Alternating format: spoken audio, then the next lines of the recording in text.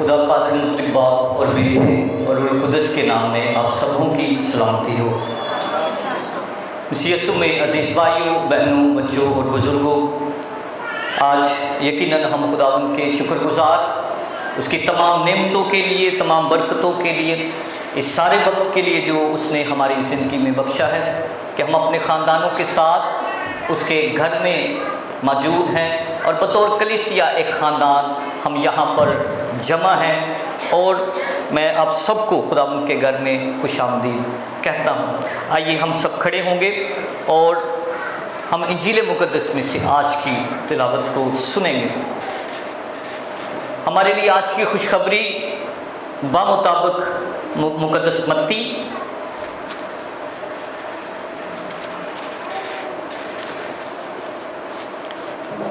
اس کا 12واں باب ہم پڑھیں گے۔ مقدس متی رسول کی معرفت لکھا گیا انجیل بیان 12واں باب اس کی 33ویں آیت میں سے۔ انجیل مقدس میں یوں لکھا ہے، یا تو درخت کو بھی اچھا کہو اور اس کے پھل کو بھی اچھا، یا درخت کو بھی برا کہو اور اس کے پھل کو بھی برا، کیونکہ درخت پھل ہی سے پہچانا جاتا ہے۔ اے سانپ کے بچوں، تم برے ہو کر کیوں کر اچھی باتیں کہہ سکتے ہو؟ کیونکہ جو دل میں بھرا ہے وہی منہ پر آتا ہے۔ اچھا آدمی اچھے خزانہ سے اچھی چیزیں نکالتا ہے، اور برا آدمی برے خزانہ سے بری چیزیں نکالتا ہے۔ اور میں تم سے سچ کہتا ہوں کہ جو نکمی بات لوگ کہیں گے، عدالت کے دن اس کا حساب دیں گے، کیونکہ تو اپنی باتوں کے سبب سے راست باز ٹھہرایا جائے گا اور اپنی باتوں کے سبب سے قصوروار ٹھہرایا جائے گا۔ انجیل مقدس کے پڑھے اور سنے جانے پر اس کی خاص برکت ہو۔ خداوند کا شکر ہو۔ تشریف رکھیے۔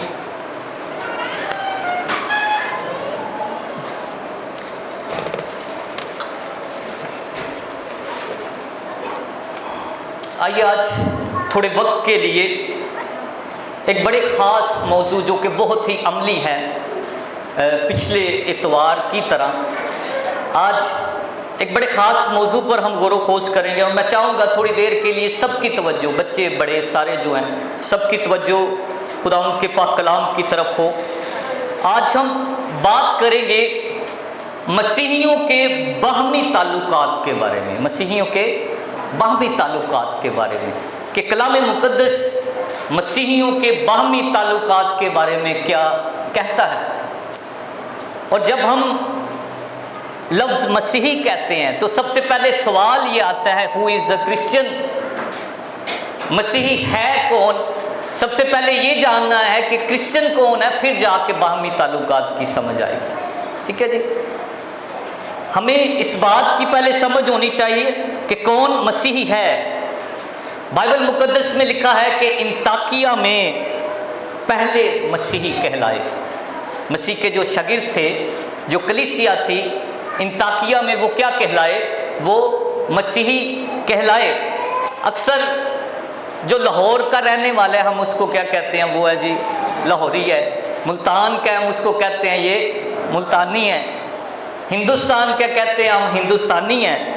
اسی طرح جب لوگوں نے دیکھا کہ یہ مسیح کی طرح ہیں، ان کا بول چال، ان کا اٹھنا بیٹھنا، ان کا چلنا یہ اس کے ساتھ تھے، تو وہ اس کو اسی کے نام سے جاننے لگے اور کہنے لگے کہ یہ تو مسیحی ہیں۔ اس لیے کردار سے، بول چال سے ہم مسیحی کہلاتے ہیں۔ سوال کون مسیحی ہے، اس پر پہلے ہم دیکھیں گے۔ ان میں چند پوائنٹس ہیں، ان کو یاد رکھیے گا۔ کیسے جج کر سکتے ہیں ایک شخص مسیحی ہے، اور اس کا جواب ہم سب کو آنا چاہیے کہ کون کون مسیحی ہے۔ پہلی بات، جو پاک تثلیث پر ایمان رکھے۔ ٹھیک ہے جی، جو پاک تثلیث پر ایمان ہو، جس کا عقیدہ باپ، بیٹے اور روح القدس پر ہو، اور ان تینوں اقنوم کی شخصیت میں وہ کوئی کمی بیشی نہ کرتا ہو۔ کہ باپ کی حیثیت زیادہ ہے، بیٹے کی حیثیت کم ہے، روح القدس کی حیثیت اس سے زیادہ ہے، بلکہ کلام مقدس کے عقیدے کے مطابق جو پاک تثلیث کی الوہیت کو برابر مانتا ہو اور اس پر ایمان رکھتا ہو، تو یاد رکھیں وہ کون ہوگا؟ وہ مسیحی ہوگا۔ یہ پہلی بات۔ دوسری بات کہ جو بائبل مقدس کو خدا کا لا تبدیل، لا خطا اور کامل تحریری کلام مانتا ہو۔ بائبل مقدس جو ہمارے پاس ہے، کئی لوگ ہیں جو کہتے ہیں جن نبیوں پر اتری تھی اب تبدیل ہو گئی ہے، لوگوں نے اس میں ایڈیشن کر دی ہے، آدھا حصہ خدا کا ہے، آدھا حصہ انسان کا اس میں ہے۔ جو شخص کہتا ہے کہ اس کے بعد بھی کسی کتاب کی ضرورت ہے، جو کہتا ہے کہ مکاشفے کے بعد بھی کوئی کتاب آنی چاہیے، ایسا شخص کیا نہیں ہے؟ مسیحی نہیں ہے۔ دو باتیں میں نے رکھ دی، جو پاک تثلیث، خدا باپ، خدا بیٹے، خدا روح القدس پر ایمان رکھتا ہے، اور جو کلام مقدس کو لا تبدیل، لا خطا اور مکمل ایک تحریری خدا کا الہام مانتا ہے، وہ شخص جو ہے وہ مسیحی۔ تیسری بات ہے کہ جو رسولوں کے ترتیب دیے گئے عقیدے سے متفق ہے، رسولوں کے ترتیب دیے گئے عقیدے سے متفق ہے۔ رسولوں سے جس عقیدے کا اقرار ہم کلیسیا کرتے ہیں، یہ عقیدہ ہمارا کیا کہتے ہیں کہ یہ کلمہ شہادت ہے، یہ ہمارا کلمہ شہادت ہے، یہ ہمارے ایمان کی بنیاد ہے۔ اس لیے جو شخص رسولوں کے عقیدے کی تمام شکوں پر ایمان رکھتا ہے، وہ شخص کون ہے جی؟ وہ مسیحی ہے۔ جو خداوند، چوتھی بات لکھتے جائیں کہ جو خداوند یسوع مسیح کی معجزانہ پیدائش پر، پھر اس کی صلیبی موت پر، اس کے جی اٹھنے پر، اس کے آسمان پر جانے پر اور اس کے دوبارہ واپس آ جانے پر ایمان رکھتا ہے، وہ ایک مسیحی ہے۔ کیونکہ بتھیرے ہیں کہتے ہیں وہ کنواری سے پیدا ہی نہیں ہوا، بتھیرے ہیں کہتے ہیں اس کی صلیب پر صورت بدل گئی، بتھیرے ہیں کہتے ہیں ہمارے ایمان کی سچائیوں کے اندر جو ہے وہ بہت ساری ملاوٹ کرتے ہیں۔ اس لیے مسیحی وہ شخص ہے جو ان ایمان کی بنیادوں پر کیا کرتا ہے؟ ایمان رکھتا ہے۔ وہ جو صرف خداوند یسوع مسیح کو اپنا شخصی نجات دہندہ مانتا ہے اور اسی کو اپنا بادشاہ مانتا ہے، کسی اور کو نہیں۔ کوئی ولی، کوئی بابا، کوئی جو ہے وہ دوسرا نام نہیں، کوئی جو ہے وہ عورت نہیں، کوئی سینٹ نہیں، صرف نجات کے وسیلہ میں جو شخص جو ہے وہ یسوع مسیح کو تکتا ہے اور اسی کو قبول کرتا ہے، وہ شخص کون ہے جی؟ مسیحی۔ اور کوئی جگہ نہیں۔ جو مخلوق کو اوپر لے آتا ہے وہ شخص مسیحی نہیں ہے۔ اس لیے کیونکہ کلام مقدس کہتا ہے کہ خدا اور انسان کے بیچ درمیانی کون ہے؟ ایک ہی ہے، دوسرا مددگار جو ہمارا کاہن اعظم ہے۔ اس لیے اور کسی کے ذریعے ہم خدا کے پاس نہیں جا سکتے۔ جو یہ ایمان رکھتا ہے کہ میرا نجات دہندہ صرف اور صرف کون ہے؟ مسیح ہے، وہ کرسچن ہے، وہ مسیحی ہے۔ چھٹی بات، ایک مسیحی کون ہوتا ہے؟ وہ جو بپتسمہ اور عشاء ربانی کے ساکرامنٹ پر ایمان رکھتا ہو اور اس میں شریک بھی ہوتا ہو۔ جو بپتسمہ لیتا ہے مسیح کے خاندان میں شریک ہو جاتا ہے اور اس کے بعد پاکشہ اس ساکرامنٹ پر ایمان لیتا ہے۔ یہ ضروری ہے کیونکہ یہ اس کی گواہی ہے، یہ خدا کے فضل کے ذرائع ہیں، اور یہی ہمارا یونیورسل عالمگیر ایمان ہے۔ اسی بلبوتے پر ہم مسیحی کہلاتے ہیں۔ ٹھیک ہے جی، میں نے کتنی باتیں بتا دی ہیں۔ کون کرسچن ہو سکتا ہے؟ کون مسیحی ہے؟ یاد ہے کسی کو؟ پہلی بات جی، جو پاک تثلیث پر ایمان رکھے۔ دوسری بات، جو بائبل مقدس پر کو لا خطا، لا تبدیل اور نہ بدلنے والا کلام سمجھے۔ تیسری بات کہ رسولوں کے عقیدے پر جو متفق ہے، جو ایمان رکھتا ہے۔ چوتھی بات ہے کہ مسیح کی معجزانہ پیدائش اس کا جی اٹھنا، اس کا مرنا، ان باتوں پر جس کا ایمان ہے۔ اور پانچویں بات ہے کہ جو نجات کے لیے صرف مسیح پر ایمان لاتا ہے اور کسی کو بیچ میں شامل نہیں کرتا۔ وہ کون ہے؟ وہ مسیحی ہے جو فضل کے ذریعوں میں شامل ہوتا ہے، بپتسمہ اور پاک عشاء۔ اب ہم نے پہلا سوال تو ایڈریس کر لیا کہ مسیحی کون ہیں، لیکن یہاں پر میں ایک گزارش کرنا چاہوں گا کہ جو مسیحی کچھ معاملات میں ہمیں فرق نظر آتے ہیں، کچھ چیزوں میں متفق نظر نہیں آتے، انہیں ہم بے ایمان نہ سمجھیں۔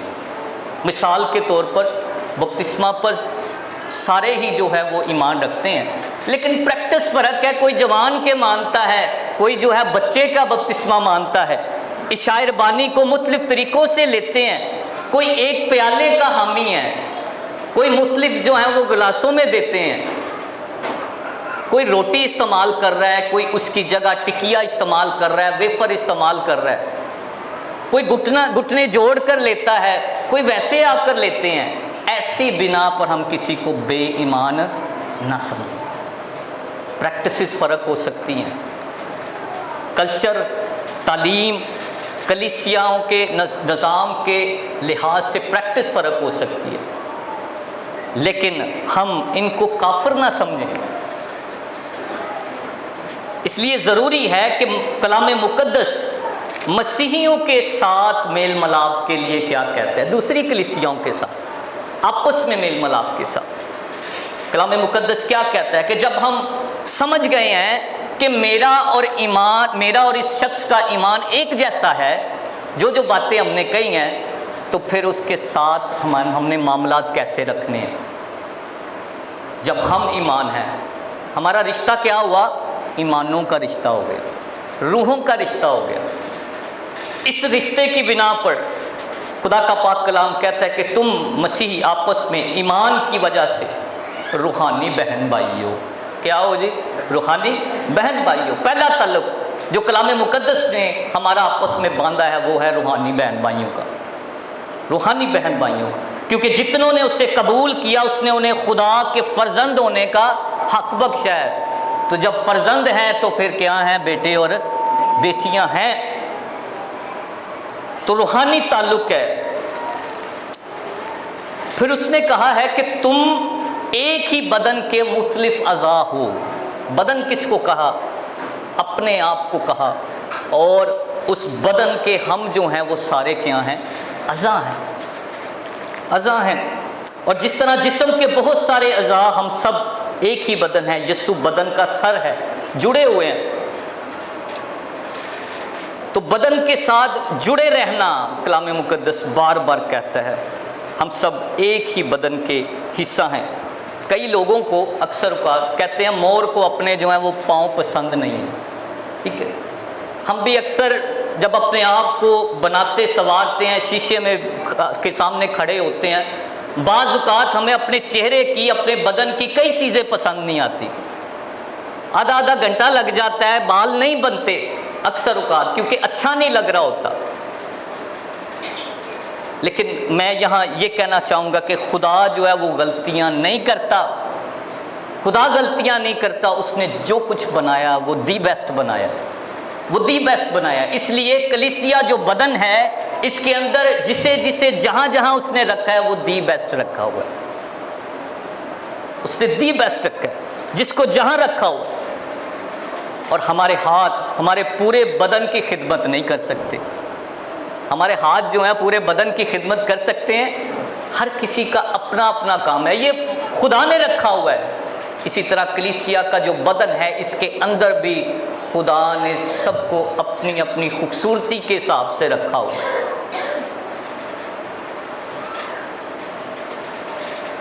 اور خدا کا پاک کلام کہتا ہے کہ یہ الگ نہیں ہے، بلکہ یہ مل کر سارا کیا ہے؟ یہ مسیح کا بدن ہے، مل کر بدن ہے۔ سو ہر مسیحی کو چاہیے کہ وہ اپنے روحانی بھائی بہنوں سے کیا رکھے؟ محبت رکھے۔ کیا رکھے جی؟ محبت رکھے۔ اختلافات سگے بہن بھائیوں میں بھی ہو جاتے ہیں، لیکن کلام مقدس کہتا ہے کہ جو سگے بھائی بہن میں ایک باپ کا تخم اور ایک ماں کے رحم میں بھی جو جنم لیتے ہیں ان میں بھی اختلافات ہوتے ہیں، لیکن پاک کلام کہتا ہے کہ ان میں اتنا جو ہے اختلاف نہ ہو کہ محبت کھو جائے، محبت کھو جائے، باطنی محبت جو ہے وہ نہ جاتی رہے، کیونکہ محبت جو ہے وہ سب باتوں پر کیا کر دیتی ہے؟ پردہ ڈال دیتی ہے۔ محبت سب باتوں پر پردہ ڈالتی ہے، تو محبت کو بیچ میں لانے کی ضرورت ہے۔ جب کلیسیا ایک ہے، جب بدن ہے، تو اس کے اندر مسیحی محبت کو لانے کی ضرورت ہے۔ تمام مسیحیوں میں باہمی رفاقت اور یگانگت ہونی چاہیے، مال کی کتاب میں لکھا ہوا، ایک دوسرے کو ملا کریں۔ ہمارے روزگار فرق ہیں، ہمارے گھر فرق ہیں، لیکن کلام مقدس یہ کہتا ہے کہ گروہ بندیاں نہ ہوں، گروہ بندیاں نہ ہوں۔ ایسے بھی حالات ہیں، ایک ایک گلی میں کتنے چرچز ہیں، لیکن مسیح خداوند یہی کہتا ہے کہ ان میں بھی اگرچہ آپ علیحدہ ہے تو صحیح، لیکن ان میں بھی محبت نہ چھوٹے۔ کسی کا کلام ٹھیک ہے، کسی کا کلام نہیں ٹھیک، ایسی باتوں سے پرہیز کیا جائے، پرہیز کیا جائے۔ ان کا ایمان نہیں ٹھیک۔ اور یوحنا اس کا 17واں باب میں مسیح خداوند نے ایک طویل دعا مانگی، اور اس دعا میں اس نے کیا کہا کہ اب آپ جس طرح میں اور تو ایک ہیں، میں چاہتا ہوں کہ یہ سارے بھی کیا ہو جائیں؟